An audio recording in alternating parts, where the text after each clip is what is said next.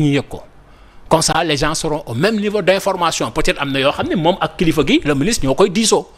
mais su fekkee ni par exemple yooyu yëpp amul aussi ça pose problème ça veut dire que quelque part il y a un problème de gouvernance dans cette fédération là ça il faut le dire il y a un problème de gouvernance mais Mbaye Jacques merci mais directeur mais problème yi ñu fi soulevé nii mais comment se fait-il que mu mën a am ci biir tanière bi ci biir fédération bi c'est comme si on n'a pas de vécu en fait. waaw li fi Mbaye Jacques terminé laay waxe le véritable problème de notre échec aux États-Unis c'est un problème de gouvernance et mu ngi commencé problème de gouvernance bi mu ngi commencé à la Coupe d'Afrique au Maroc premier problème au Maroc bi ñu jógee Rabat ñoo Casablanca on a voyagé dans des conditions catastrophiques les joueurs n'étaient plus en sécurité à la gare de Casa bi ñuy demee hôtel bi ñu dugal y a pas une mission de prospection pour xool lan moo nekk ci hôtel ba ak naka la mel pour mën ko changer wala mënuñu ko changer c'est-à-dire il fallait ñëw ba foofu di wax affaire hôtel donc il y avait pas de prospection il y avait pas amul dara. Troisième chose au moment de la finale 2 joueurs ont eu une intoxication ñu football gagné on a oublié tous ces problèmes comme si lépp donc mu rattrapé ñu c'est-à-dire que c'est les problèmes de la Coupe d'Afrique qui n'ont pas été résolus qui nous ont rattrapés yow contrat entraîneur bi nga xam ne moo la qualifié Coupe du monde nga xam ni donc moo la war a yóbbu Coupe d'Afrique moo la war a yóbbu ci Coupe du monde parce que moo la qualifié naka nga ko mën a négliger bay dem te signé woo ko loolu négligence coupable parce que l'entraîneur mais à qui la responsabilité? La fédération.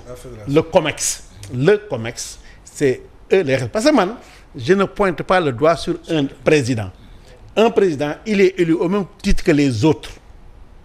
donc bu deful liggéeyam ñoom nañu ko war a wax donc le premier problème bi mooy c'est le COMEX qui est responsable de la non signature du contrat. Deuxièmement ni ko Mbaye Jacques waxee il faut laisser à l'entraîneur le soin de choisir ses adversaires parce que moom moo xam lu muy def ñu def si ñu ni amuñu plan stratégique c'est-à-dire yaa ngi dem coupe du monde xam nga la mooy plan stratégique coupe du monde bi ñuy dem suñu vision bi mooy lii suñu valeur yi ñu fay yóbbu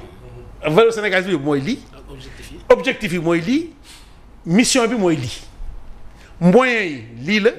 nit ñi ñoo koy def kii mooy def lii kii mooy def lii kii mooy def lii kii mooy def lii kii def lii. maanaam absence de planification. De planification pourquoi le plan stratégique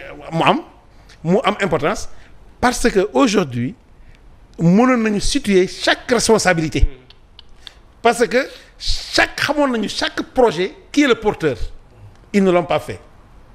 muy erreur ba muy beneen erreur boo xam loolu ñu ni au niveau du contrat ils l'ont signé la veille du match contre Norvège xaw ma. Norvège. jour match bi. Alors ça veut dire que. Est-ce que le contrat finalement. Ça veut dire que Pape Thiaw n'a pas signé. Non parce que en fait loolu sax erreur la parce que en fait c'est pas le président de la fédération qui signe le contrat. Le contrat il est signé par le ministre. Par le ministre c'est le ministre qui doit signer le contrat.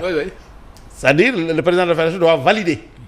le contenu ministre bi xool ko bu ko doyee mu signé mais loolu sax garaaw xam lu garaaw mooy Pape Thiaw on l'a amené aux États-Unis pour entraîner une équipe pour exploiter tout le potentiel de l'équipe mais amul jot bi parce que mu ngi doon négocier contrat. On l'a poussé c'est-à-dire que ils ont organisé la médiocrité de Pape Thiaw parce que au lieu que ñu mettre ko dans des conditions optimales pour mën a gérer équipe bi dugal nañ ci boppam ay problème contrat parce que il gérait son avenir. Et on ne peut pas reprocher à quelqu'un de gérer son avenir le problème c'est le timing qui est faux cet avenir il fallait le gérer ici au Sénégal avant de partir. mais foofu bëgg naa ñu taxaw fa quand même Pape Thiaw avant de partir il a parlé au président de la République. Le jour du départ. Donc le président lui-même s'est impliqué mais si le président s'implique est-ce que aussi mais on doit simplement ne la responsabilité revient à pour man quand le président s'implique mais la fédération est éliminée. Est-ce que foofu tamit. non quand le président prend le téléphone pour parler directement au sélectionneur. Mais pour moi là c'est l'État qui. Toujours le problème de gouvernance arrive. C'est-à-dire que si le président de la République parle à Pape Thiaw et effectivement dalal xelam. Le port de Coran ne devait plus se reposer aux États-Unis c'est-à-dire ñoom bu Pape Thiaw ñëwee si ñoom dañu naan ko léegi yow ak président bi la mais waruñu fa nekk naan ko 30 millions 50 millions c'est-à-dire que loolu mooy problème ay 1% 2% loolu une fois que le président de la République c'est-à-dire que le chef de l'État du Sénégal a appelé l'entraîneur en lui disant que yow demal boo ñëwee dana régler ce problème on ne devait plus parler de contrat aux États-Unis on ne devait plus négocier de 1% 2%. loolu dafa am solo. pour problème mu contrat boobu parce que au fond moo yàq coupe du monde bi hein. Ah bien sûr.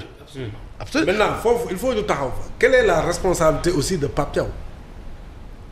mais dans xam nga ci processus bi nga xam ne dañ ko traîner parce que en écoutant aussi les gens de la fédération ils ont proposé un contrat au retour de la Coupe d'Afrique. waaw mois de mars la ñu waxoon. bon xaaral ma wax la foofu après ma bàyyi parole ak gars yi c'est-à-dire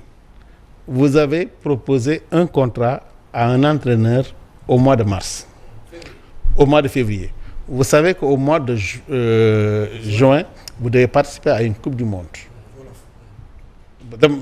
entraîneur bi xam na ni fédération ak entraîneur bi xam na ni mois de juin du ñoo war dem coupe du monde février nga jox ko contrat signé wul da nga naan ko 15 mars boo signé wul ma wuti keneen. autorité. waaw boo 15 mars boo signé wul ma wuti keneen parce que équipe bi mënul toog sa entraîneur te mënuñoo utiliser entraîneur bu amul contrat comment Pape Thiaw signé wul contrat ñu koy bàyyi muy entraîneur équipe bi ñu koy bàyyi muy dem ànd ak ñoom di dem di jouer ji. lu tax ñu def ko loolu mooy problème de gouvernance c'est-à-dire la responsabilité de la fédération. Maintenant Pape Thiaw waxagul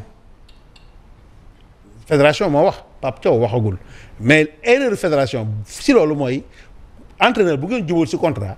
da ngay mettre contrat bi jeex na bu ko renouveler utal keneen parce que coupe du monde du xaar